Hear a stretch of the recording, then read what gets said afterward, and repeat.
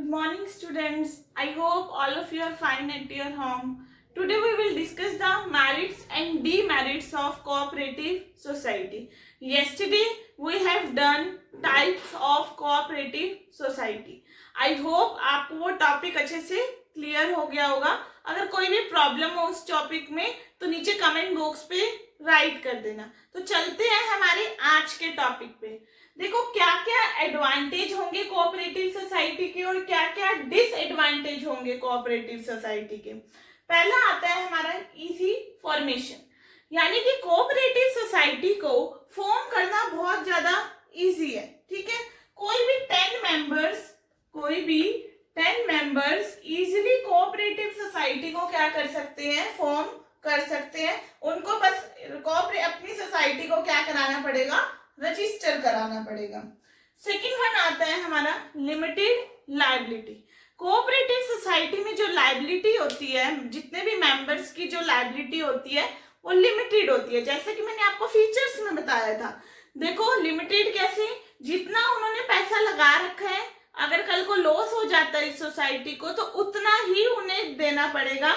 इससे ज्यादा वो उनकी यानी कि पर्सनल प्रॉपर्टी है उस पर कुछ भी नुकसान नहीं पहुंचेगा. तो ये भी एक क्या है, मेरिट है कोऑपरेटिव सोसाइटी की. थर्ड वन मेरिट आती है स्टेबिलिटी.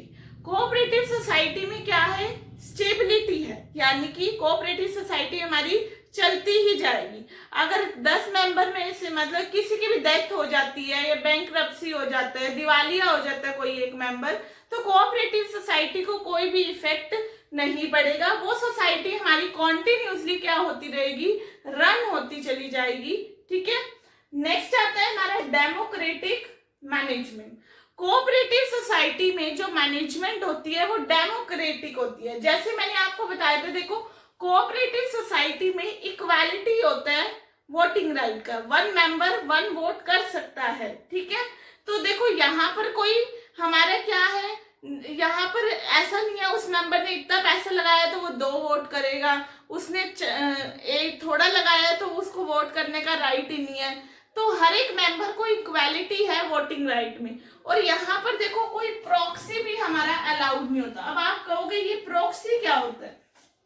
देखो प्रॉक्सी क्या होता है, अगर कोई मीटिंग है, अगर उसमें एक मेंबर नहीं आया, ठीक है, 10 मेंबर्स में से 9 मेंबर प्रेजेंट है, एक मेंबर नहीं आया, वो अपनी जगह दूसरे मेंबर को बोल देता है आप मेरी जगह मीटिंग अलाउड कर दे, मीटिंग अटेंड कर लेना.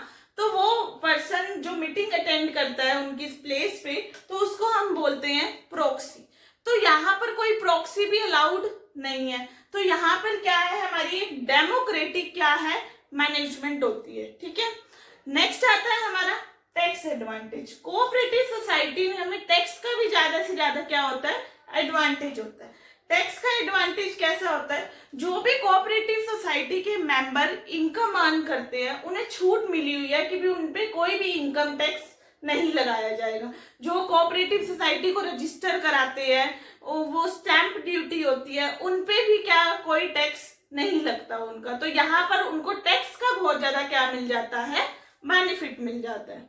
नेक्स्ट आता है supply of good at cheaper rate. जैसे कि मैंने आपको बताया कंज्यूमर कोऑपरेटिव सोसाइटी में क्या होता है, डायरेक्टली प्रोड्यूसर से गुड परचेज करते हैं और मेंबर्स के बीच में बांट देते हैं. ठीक है. तो इसी तरह ये है, यहाँ पर भी यही है कि भी जितने भी गुड्स है वो सस्ते रेट पे बांटे जाते हैं. ठीक है. तो ये भी क्या है, एक मेरिट है हमारी कोऑपरेटिव सोसाइटी की. चलते हैं अब हम डीमेरिट्स क्या होती है, क्या क्या डिसएडवांटेज होते हैं कोऑपरेटिव सोसाइटी के. पहले डिसएडवांटेज होता है हमारा लैक ऑफ कैपिटल.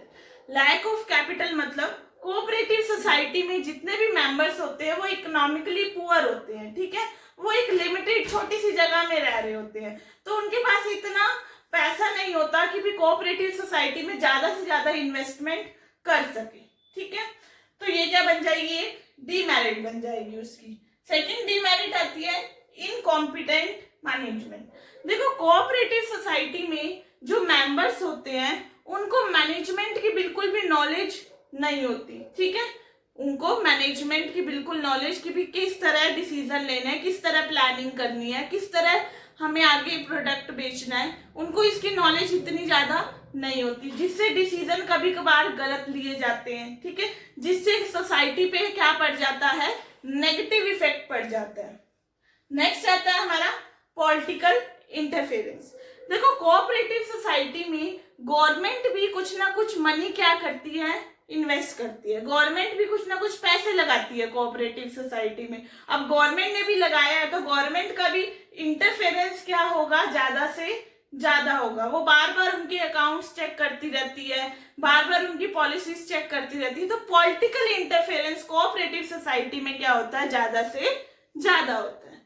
नेक्स्ट आता है हमारा लैक ऑफ पब्लिक कॉन्फिडेंस, यानी कि पब्लिक का इतना ज्यादा कॉन्फिडेंस नहीं बन पाता कोऑपरेटिव सोसाइटी में। वो कैसे नहीं बन पाता, देखो यहाँ पर गवर्नमेंट भी अपना पैसा लगा रही है और कुछ पर्सन ऐसे होते हैं वो पॉलिटिकली मोटिवेटेड होते हैं, यानी कि वो अपने ही मेंबर को चूज करते हैं, ठीक है, जो भी मेंबर बनाना है। ऐसा नहीं है कि वो सिंपल, मैंने अभी आपको बताया वॉलंटरी एसोसिएशन है, कोई भी आ सकता है, लेकिन उन्हीं को ही सेलेक्ट किया जाता है जो गवर्नमेंट की जान पहचान के हो। इस तरह अपने जान पहचान के बंदे सेलेक्ट कर लिए जाते हैं, जिससे पब्लिक का जो फेथ है, पब्लिक का जो ट्रस्ट है, वो क्या हो जाता है, लूज हो जाता है। तो ये भी क्या बन जाती है, डीमेरिट बन जाती है कोऑपरेटिव सोसाइटी की।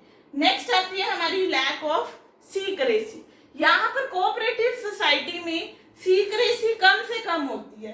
देखो क्यों, क्योंकि जितने भी कोऑपरेटिव सोसाइटी के अकाउंट्स होते हैं, जितनी भी कोऑपरेटिव सोसाइटी की बैलेंस शीट होगी, जितना उनका प्रॉफिट हो गया, जितना उनका लॉस हो गया, तो वो सारा का सारा कोऑपरेटिव सोसाइटी के जो रजिस्ट्रार है उनको सबमिट करना पड़ता है, जिसकी वजह से वो पब्लिक को शो हो जाता है, जिससे कोई भी सीक्रेसी हमारी नहीं रह पाती। तो ये भी एक क्या बन जाती है, डीमेरिट बन जाती है कोऑपरेटिव सोसाइटी की।